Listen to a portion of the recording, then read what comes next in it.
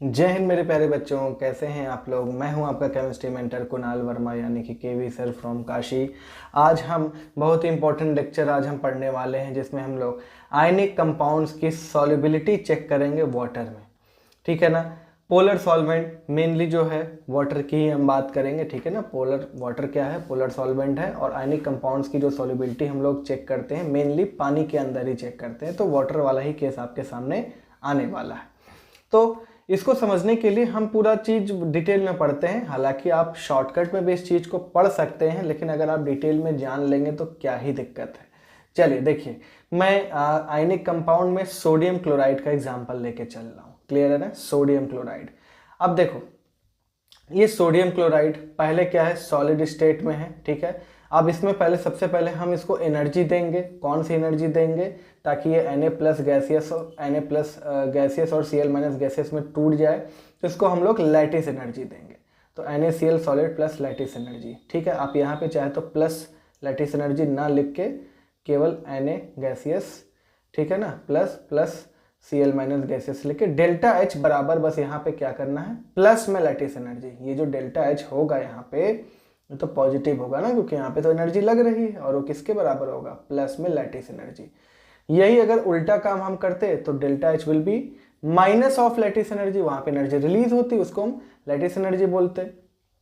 तो न्यूमेरिकल वाले तो वही है। ठीक है, ये बात समझ में आ रही है। अब इसके बाद Na+ गैसियस जो है वो पानी के साथ मिलेगा, पानी के साथ अट्रैक्शन करेगा, और पानी के मॉलिक्यूल के साथ इसका, पानी के मॉलिक्यूल्स क्या करेंगे, उसको सराउंड कर लेंगे, और वहां पे सॉल्वेंट और ये Na+ आयंस के बीच में अट्रैक्शन होगा। ठीक है, वहां पे एनर्जी निकलेगी जिसको हम लोग बोलेंगे सॉल्वेशन एनर्जी। ठीक है ना, या सॉल्वेशन का प्रोसेस हो रहा है, क्योंकि पानी है तो यहाँ पे हम लोग बोलेंगे हाइड्रेशन हो रहा है, और एनर्जी जो निकल रही है हम बोलेंगे हाइड्रेशन एनर्जी। देखो यहाँ पे डेल्टा H1 हम क्यों लिखें, क्योंकि कैटायन एनायन दोनों के साथ हमको देखना है। तो delta H1 equals to minus of He1, यानी He1 क्या है, पहली बात तो ये डेल्टा H यहाँ पे नेगेटिव होगा। ठीक, यहाँ पर भी डेल्टा H नेगेटिव होगा।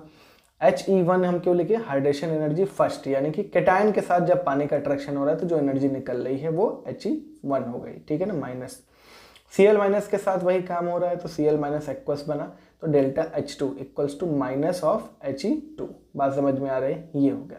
अब इन सबको हम जोड़ देंगे तो ओवरऑल रिएक्शन बन जाएगा। ओवरऑल क्या हो जाएगा, यहाँ पे इसको चाहे तो मत लिखो, कोई दिक्कत नहीं, क्योंकि यहाँ पे delta H equals two plus में हम ये लिख के रखे हैं। यहाँ पे जब हम लिखेंगे तो देखना कॉमन चीज के साथ कॉमन चीज कट जाएगा। ठीक है ना, तो ये Na+ खत्म, Cl- खत्म, बचा क्या, NaCl सॉलिड प्लस वाटर। ठीक है, दो बार वाटर थोड़ी लिखना है, NaCl सॉलिड प्लस वाटर, और ये क्या हो रहा है, हाइड्रेशन हो रहा है, और ये क्या दे रहा है, Na+ aqueous plus Cl- aqueous. Na+ surrounded है वाटर से और Cl- सराउंडेड है वाटर से। ठीक है, इसका ओवरऑल डेल्टा H क्या हो जाएगा, delta H total equals to ये प्लस में लैटिस एनर्जी, माइनस में He1, माइनस में He2। ठीक है ना, तो इसको हम लोग क्या लिख दिए हैं, delta H total equals to lattice energy minus में, ठीक है ना, ये जो मेन हाइड्रेशन एनर्जी टोटल है ये क्या हो गया, माइनस में He1, फिर माइनस प्लस में माइनस He2। अब ये जो माइनस माइनस है तो इसको माइनस में कॉमन ले लो, तो He1 प्लस He2, इसी चीज को हम लोग लिख दिए। तो डेल्टा H टोटल क्या हो जाएगा, लैटिस एनर्जी माइनस कैपिटल में He क्या है, टोटल हाइड्रेशन एनर्जी जो कैटायन और एनायन से मिल के निकल रहा है। ठीक है, अब देखिए, वैसे तो आप थर्मोडायनेमिक्स में सीखेंगे कि स्पॉन्टेनियस प्रोसेस के लिए ये गिब्स हेल्महोल्ट्ज क्या है, ये क्वेश्चन है, delta G equals to delta H, ये टोटल है। ठीक है ना, delta HT minus T delta S। अब देखो ये जो डेल्टा S है ये इंट्रोपी चेंज है। इंट्रोपी चेंज यानी कि रैंडमनेस कितना बढ़ रहा है। रैंडमनेस देखो, कोई भी सिस्टम चाहता है कि रैंडमनेस बढ़े। ठीक है ना, अब जाहिर सी बात है डेल्टा S जो भी होगा यहाँ पे पॉजिटिव ही होगा। मतलब कि अगर किसी चीज को हम पानी में घोलते हैं तो जाहिर सी बात है वहां पर रैंडमनेस तो मॉलिक्यूल्स का बढ़ ही रहा है, तो डेल्टा S तो पॉजिटिव होना है। ठीक है ना, delta S equals to positive in all conditions, ये हर कंडीशन में पॉजिटिव होना है। टेम्परेचर तो पॉजिटिव ही रहेगा। ठीक है, यानी कि delta G delta G equals to delta H total minus ये मान लो ये एक्स है और एक्स यहाँ पे माइनस है। अब डेल्टा एच पे डिपेंड करता है कि डेल्टा जी क्या होगा। अगर डेल्टा जी नेगेटिव आता है तो वो प्रोसेस स्पॉन्टेनियस होगा, मतलब वो अपने आप होना चाहता है। अगर किसी चीज़ को हम, जैसे नमक है या कोई भी चीज़ हम पानी में घोल रहे हैं, अगर वो स्पॉन्टेनियस है, मतलब अगर हम 2 चम्मच डाल दें, आप उसको चलाइए मत, स्टेट मत करिए, फिर भी वो क्या होगा, अपने आप घुल जाएगा, यानी कि वो प्रोसेस स्पॉन्टेनियस है। ठीक है। डेल्टा जी पॉजिटिव का मतलब नॉन स्पॉन्टेनियस, मतलब जैसे कोई चीज़ आप घोल रहे हैं लेकिन वो पानी में घुल नहीं रहा है, आपको ज़बरदस्ती करना पड़ रहा है, तो वो नॉन स्पॉन्टेनियस कहलाएगा। खैर, तो डेल्टा जी पॉजिटिव या नेगेटिव हमको चेक करना होता है कोई भी प्रोसेस के लिए कि वो होना चाहता है कि नहीं होना चाहता है। क्लियर है ना। तो डेल्टा एच अलोन से हम फैसला नहीं ले सकते। खैर, ये सब बात थर्मोडायनामिक्स में हम लोग सीखेंगे। चलिए, तो delta G that is solubility depends on delta H. ठीक है ना। तो ध्यान से समझिए कि डेल्टा जी पॉजिटिव है कि नेगेटिव है, हमको ये चेक करना है। और टी डेल्टा एस, ये तो पूरा नेगेटिव, मतलब कि ये माइनस आगे लगा है, ये पॉजिटिव है। तो डेल्टा एच अगर नेगेटिव आता है, डेल्टा एच अगर नेगेटिव आता है तो डेल्टा जी क्या हो जाएगा, नेगेटिव हो जाएगा। खैर, एक एक केस हम बना के देखते हैं, हमें किससे मतलब है। Delta G equals to delta H minus T delta S, जिसमें से ये माइनस तो लगा ही है, तो डेल्टा एच जो आएगा उस पे हमको देखना पड़ेगा कि डेल्टा जी का वैल्यू क्या आता है। चलिए आगे देखते हैं। देखिए केस फर्स्ट, अगर डेल्टा एच 0 से कम है यानी कि एक्सोथर्मिक है। देखो अगर एक्सोथर्मिक है, ठीक है, डेल्टा एच नेगेटिव, तो ये कुछ इस तरीके से हो जाएगा नेगेटिव, ठीक है ना। मान लो माइनस में y आ गया, फिर माइनस में इधर x है, तो ये तो नेगेटिव आएगा ही डेल्टा जी। अगर डेल्टा एच टोटल नेगेटिव है, ये भी नेगेटिव है, अरे सॉरी ये तो पॉजिटिव है डेल्टा एच, तो माइनस में ही सारा कुछ आएगा, डेल्टा जी क्या आ जाएगा, नेगेटिव आ जाएगा। तो यहाँ पे अगर हम बात करें कि डेल्टा एच, ये डेल्टा एच टोटल की हम बात कर रहे हैं, डेल्टा एच टोटल अगर एक्सोथर्मिक है लेस देन 0 है, तो यानी कि डेल्टा जी नेगेटिव आना, यानी कि क्या हो जाएगा, वो आयनिक कंपाउंड सॉल्युबल हो जाएगा। ठीक है ना। और डेल्टा एच अगर नेगेटिव आ रहा है, ध्यान से समझो यहाँ पे, ठीक है, एक चीज़ है देखो, डेल्टा एच अगर नेगेटिव आ रहा है यानी कि कौन सा फैक्टर भारी है, एच ई वाला फैक्टर लैटिस एनर्जी से भारी है। और ऐसे भी समझो, लैटिस एनर्जी मतलब कैटायन एनायन आपस में बहुत ज़्यादा अच्छे से जुड़े हुए हैं। अब अगर वो एनायन और कैटायन जो है पानी में डालते ही पानी के साथ अट्रैक्शन बनाते हैं, अब ध्यान से समझिए, पानी के साथ अट्रैक्शन बनाएंगे तभी हम बोलेंगे कि वो आयनिक कंपाउंड पानी में घुला है। अब मान लो कैटायन एनायन के बीच में जो अट्रैक्शन है, वहाँ पे सपोज करो एनर्जी रिलीज होती है 500 जूल, ऐसे इमेजिन करो। ठीक, वही कैटायन एनायन जब पानी के साथ अट्रैक्शन बनाते हैं तो एनर्जी केवल निकलती है मान लो 200 जूल। तो जहाँ एनर्जी ज़्यादा निकल रही है वो वाला प्रोसेस होना है, यानी कि कैटायन एनायन के बीच में अट्रैक्शन जो हो रही है वहाँ ज़्यादा एनर्जी निकल रही है, पानी के साथ अट्रैक्शन हो रहा है तो कम एनर्जी निकल रहा है, यानी पानी के साथ वो अट्रैक्टेड नहीं है, यानी कि वो पानी में नहीं घुलेगा। बात समझ में आ रही है। तो एनर्जी रिलीज कहाँ पे ज़्यादा होना चाहिए, कैटायन और एनायन आपस में मिलेंगे तब, कि कैटायन एनायन पानी के साथ मिलेंगे तब। तो पानी के साथ मिलेंगे, वहाँ पे जो अट्रैक्शन होगा, वहाँ पे जो एनर्जी निकलेगी, वो एनर्जी रिलीज ज़्यादा होना चाहिए as compare to cation and anion. बात समझ में आ रही है। यानी कि हर हाल में, ठीक है ना, मतलब कि हाइड्रेशन एनर्जी तो ज़्यादा ही होना चाहिए लैटिस एनर्जी से, बराबर भी होगा तो भी काम चलेगा। अभी देखते हैं, पहला केस तो समझ में आ गया, ठीक है, पहला केस तो समझ में आ गया कि डेल्टा एच अगर नेगेटिव है टोटल, यानी कि लैटिस एनर्जी से हाइड्रेशन एनर्जी ज़्यादा है।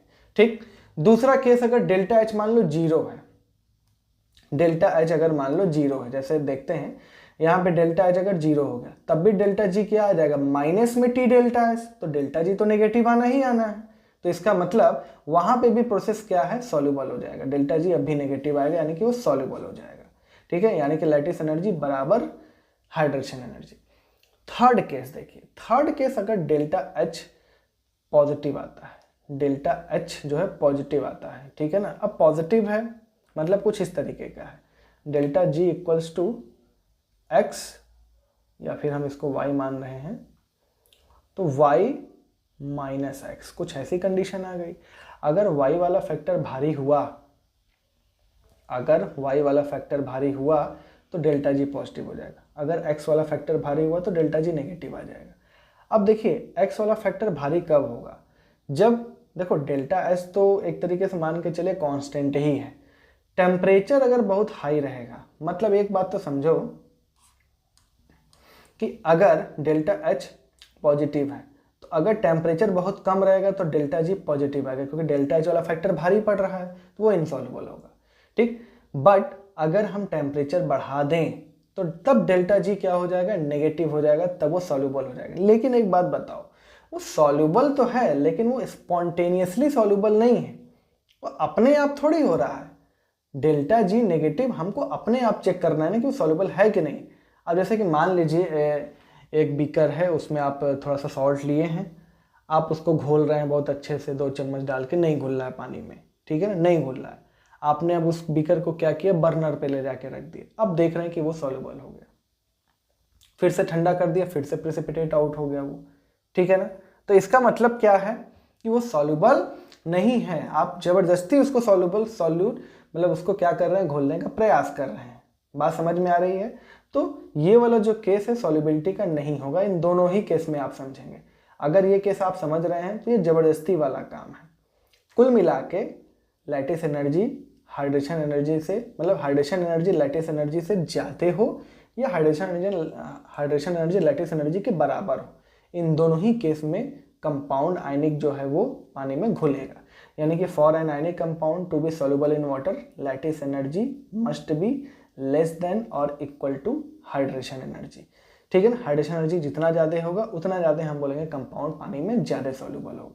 क्लियर है, इसको नोट करिए, हो गया ये। चलिए अब आगे बढ़ते हैं। हाँ, एक चीज़ आप समझिए, जैसे कभी आपसे बोल दिया सॉल्युबल, सॉल्युबल तो चलो ठीक है एक शब्द है, इनसॉल्युबल के लिए वो 2-3 शब्द का इस्तेमाल कर सकता है, जैसे इनसॉल्युबल कह सकता है, स्पेरिंगली सॉल्युबल कह सकता है, या पार्शियल सॉल्युबल कह सकता है। ये तीनों का मतलब आप एक ही समझेंगे। बात समझ में आ रही है। अब जैसे अगर कोई आपसे पूछ दे सोडियम क्लोराइड, आपसे ऐसे रफली किसी ने वाइवा में पूछ दिया, बताओ सोडियम क्लोराइड पानी में कैसे सॉल्युबल है, क्या कारण है, तो हम एक लाइन में जवाब देंगे या एक सेंटेंस में जवाब देंगे, क्या वहाँ पे हाइड्रेशन एनर्जी डोमिनेट कर रहा है लैटिस एनर्जी की या उसके बराबर है।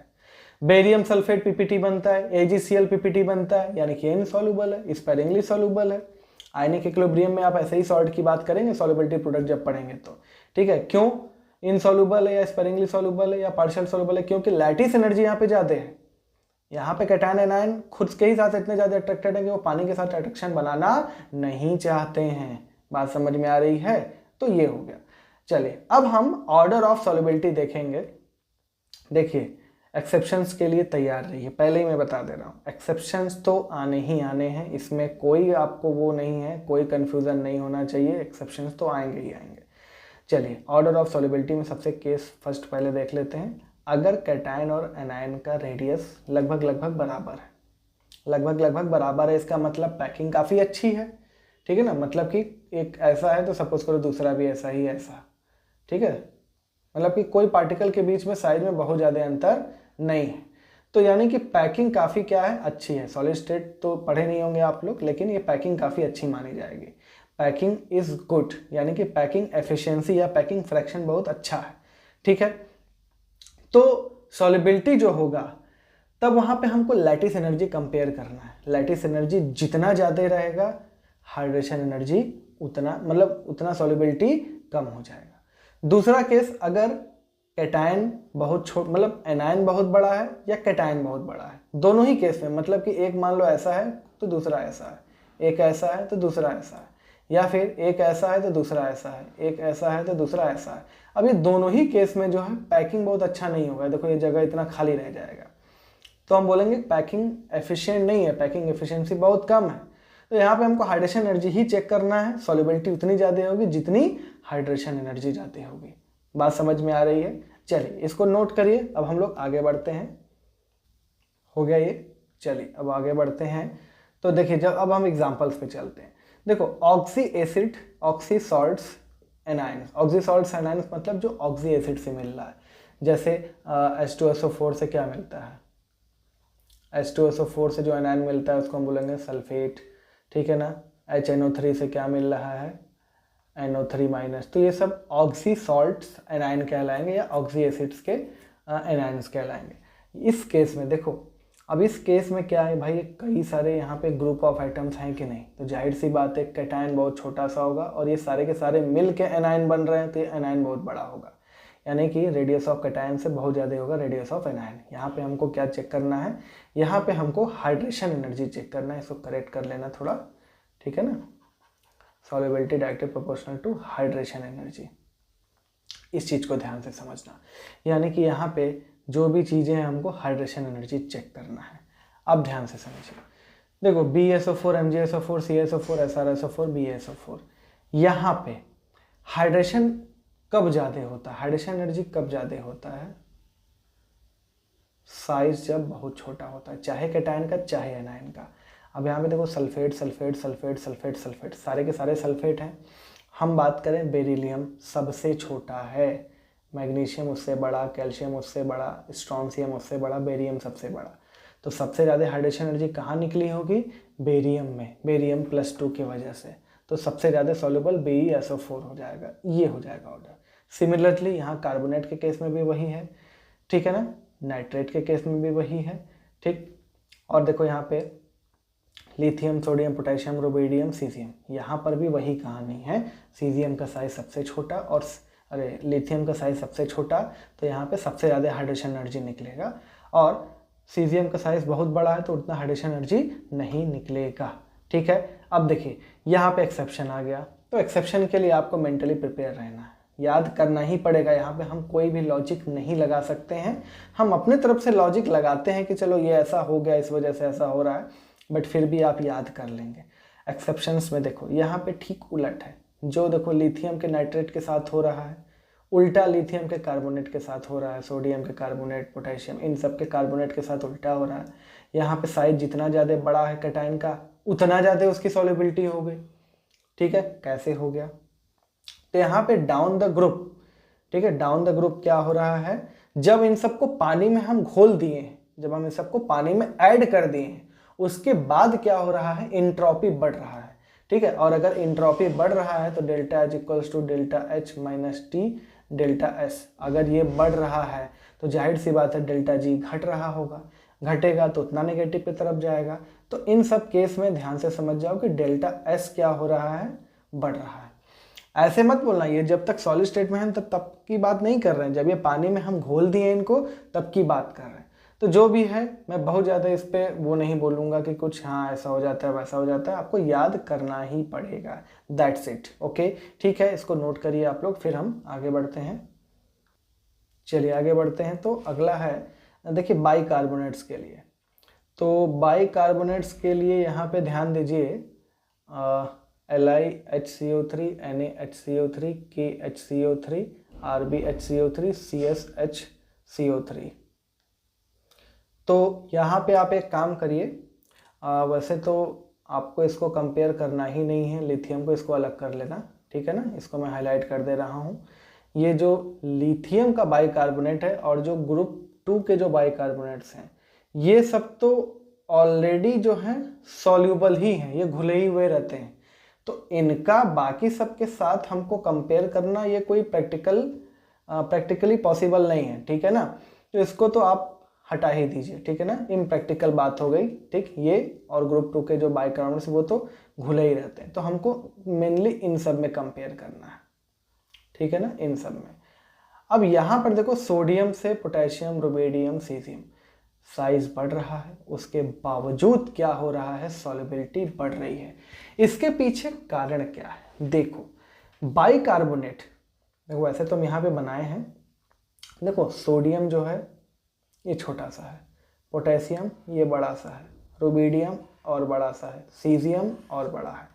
अब देखो ये सोडियम बड़ा है, मान लो इसके पास बाइकार्बोनेट है, ठीक है, ये बाइकार्बोनेट है, मान लो इसके आसपास 5 बाइकार्बोनेट, ठीक।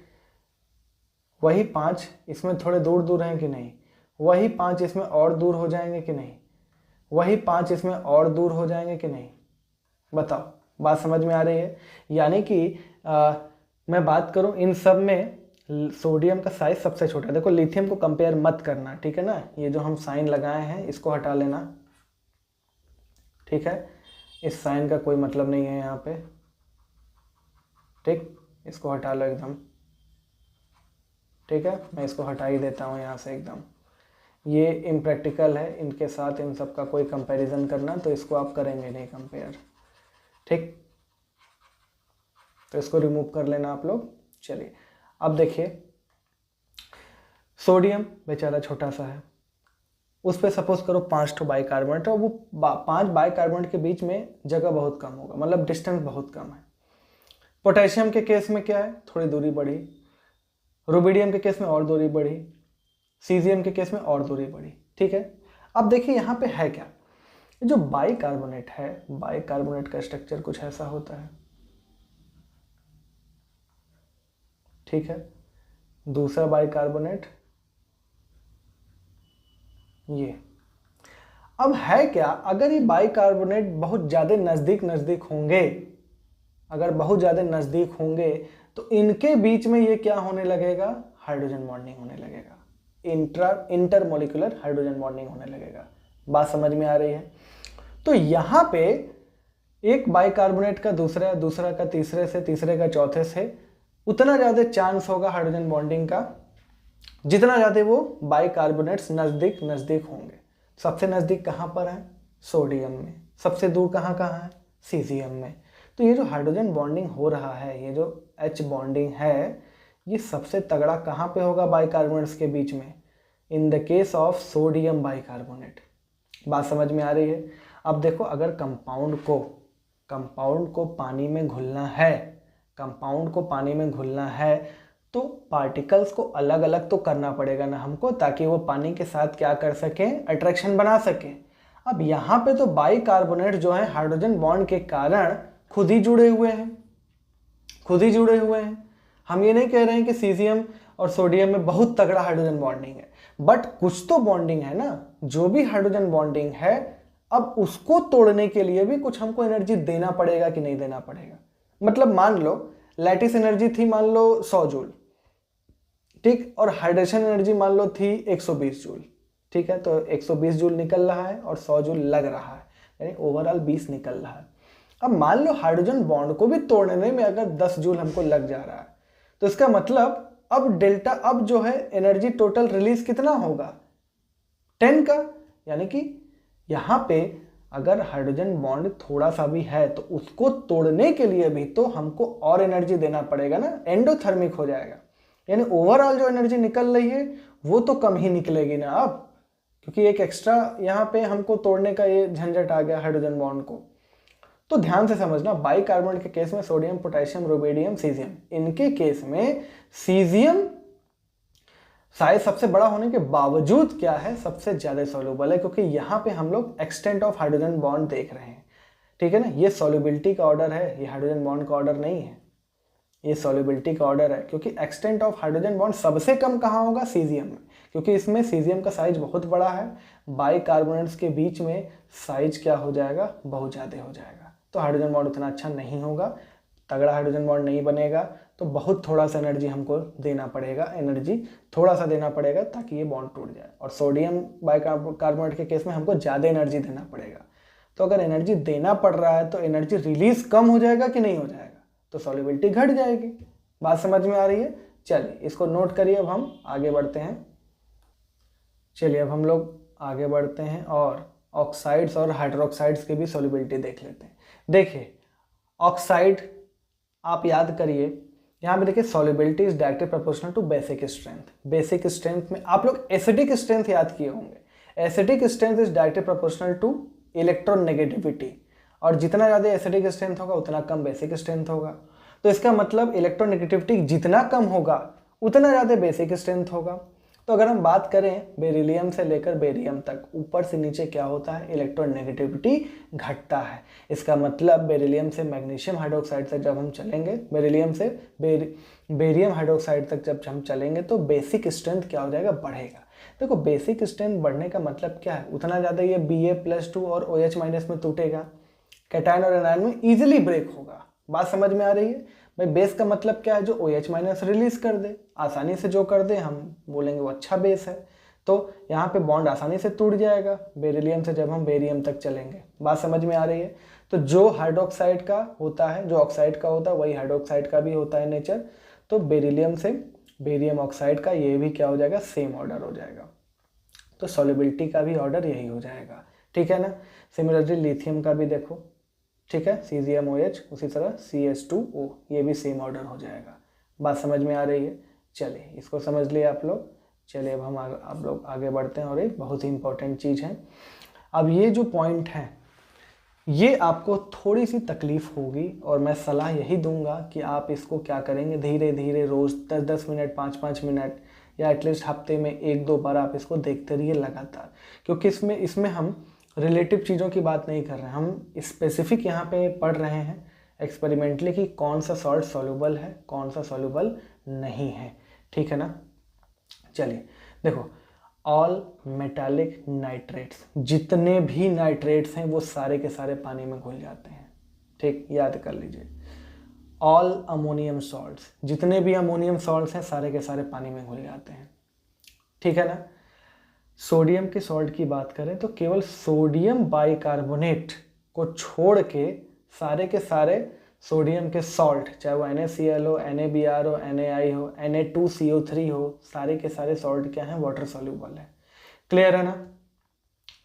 क्लोराइड की बात करें हम तो क्लोराइड में PbCl2, Hg2Cl2 और AgCl, देखो AgCl याद है ना, ये वाइट PPT बनता है, याद है, क्लास 10 में भी पढ़ के आए होंगे। तो जो चीज़ें याद है उसको तो आप और अच्छे से याद करिए, दोबारा भूलने का प्रयास मत करिए उसको, ठीक है ना। वो ये इनसॉल्युबल क्लोराइड्स हैं एमंग क्लोराइड्स।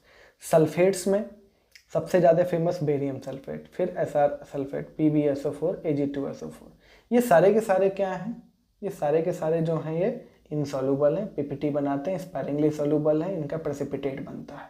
बात समझ में आ रही है, ठीक है। अब एमंग कार्बोनेट्स, कार्बोनेट्स में देखो मैग्नीशियम कार्बोनेट और कैल्शियम कार्बोनेट्स, ये क्या है, इनसॉल्युबल है और ये वाइट PPT बनाता है, ठीक है ना। बेरियम सल्फेट का भी PPT पता है ना, वाइट PPT, ये क्या है, इनसॉल्युबल है, ठीक। सारे के सारे अमोनियम कार्बोनेट और ग्रुप फर्स्ट के कार्बोनेट सॉल्युबल होते हैं पानी में। वैसे भी ये देखो अमोनियम के बारे में तो हम बताए ही, ठीक है, इसको नोट कर लीजिए, हो गया ये। चलिए ठीक है, इसमें एक चीज़ और छूट गया, पहले हम इसको कवर कर लेते हैं।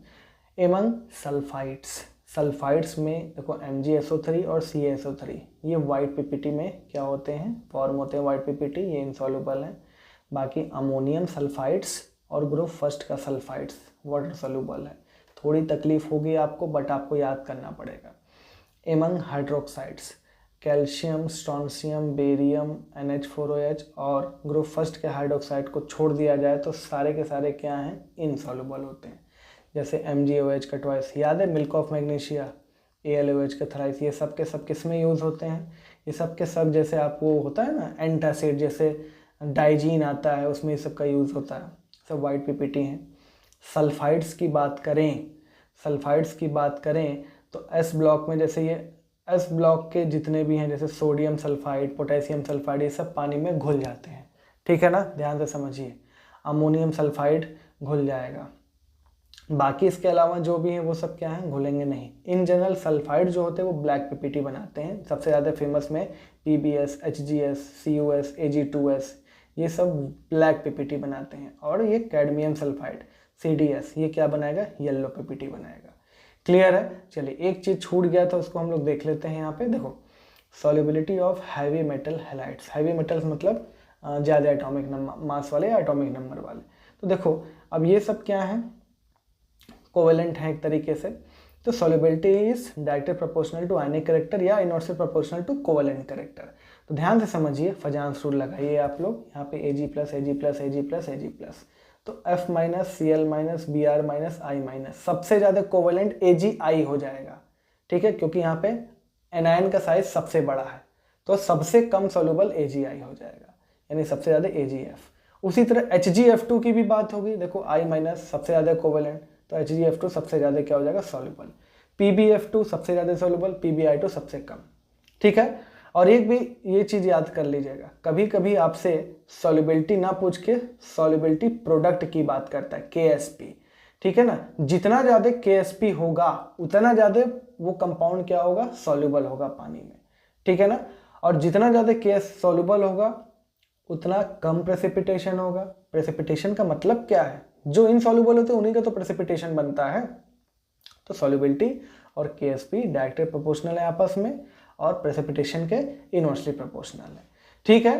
तो आज का लेक्चर समाप्त होता है। ये जो लास्ट का 2 चीज़ हम बताए हैं, ये हैवी मेटल्स का नहीं, ये जो लास्ट का ये चीज़ हम बताए हैं, ठीक है ना, ये कौन सॉल्युबल है कौन इनसॉल्युबल है, तो ये आप बहुत अच्छे से देखिए, याद कर लीजिए, क्योंकि ये चीज़ आपके सामने बार बार आ सकती है। आप वैसे भी आगे जब सॉल्ट एनालिसिस पढ़ेंगे ना, इनऑर्गेनिक का जो सॉल्ट एनालिसिस है, वहाँ पे ये चीज़ बहुत ज़्यादा हेल्पफुल होने वाली है आपके लिए। क्लियर है। तो चलिए आज के लिए इतना ही, अब मिलेंगे अगले क्लास में, तब तक के लिए जय हिंद।